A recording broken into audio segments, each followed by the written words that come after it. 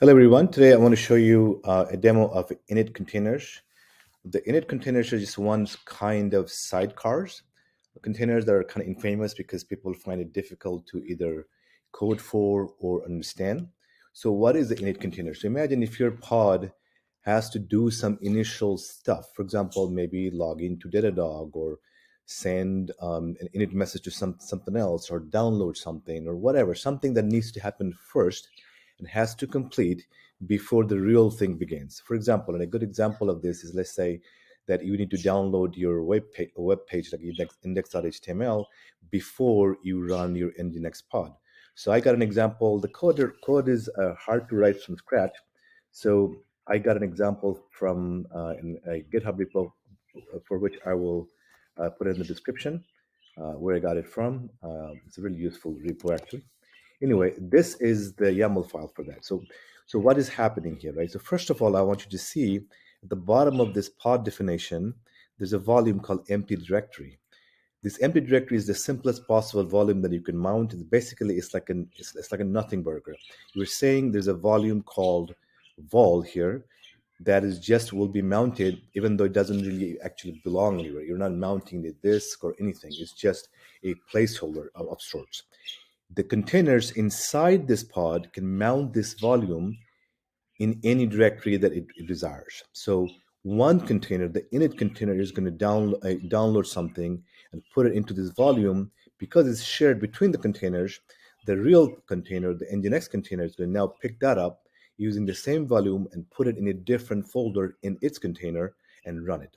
So what's happening in the init container? Notice that if I wanted two different containers, I could just put them here. I don't have to define this special thing called init containers. By defining it in under init containers, I'm saying this has to complete first. Otherwise, nothing happens with this.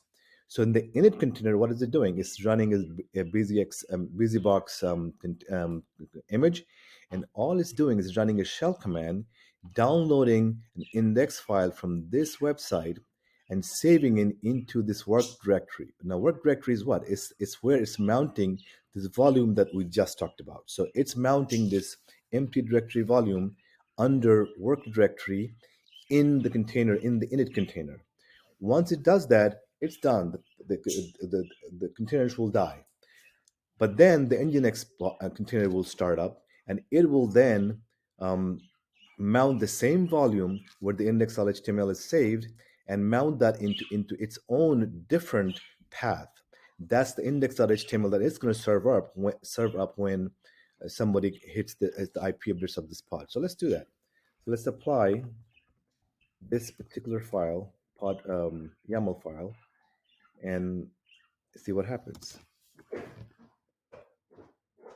So we do that, and then we can see the pod's running, and you will see that this pod actually has two different containers.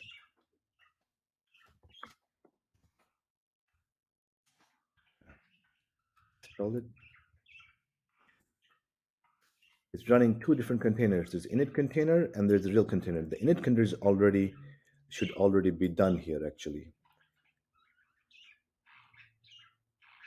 Anyway, you get the idea. So now it's running that, and if we bash into the pod, the container that's still running,